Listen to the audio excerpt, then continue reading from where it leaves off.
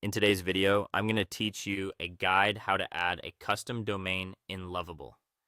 If you've built a project in Lovable and want it to live at your own web address, this walkthrough will take you from the dashboard to a connected domain with clear, simple steps.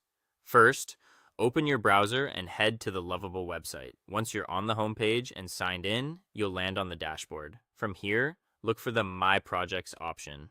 Click it to see all the projects in your account. Next, choose the specific project you want to connect to a custom domain. Take a second to confirm you're opening the right one, especially if you manage multiple projects. Once you're inside that project, find the area near the top left of the screen where your project title appears. That's where you can access the project level controls. Click there to open the settings for that project. Inside settings, you'll see different sections organized by tabs. Open the Domains tab. This is your home base for everything related to web addresses for this project. On this page, you'll find an option to connect a domain. Click Connect Domain, then type your custom domain exactly as you want visitors to use it, such as example.com or a subdomain like app.example.com. Double check for typos before you confirm. After you submit, follow the on-screen guidance from Lovable. The platform will show you the status of your domain connection and any next steps it requires. Keep your registrar details handy so you can quickly make any changes the platform asks for.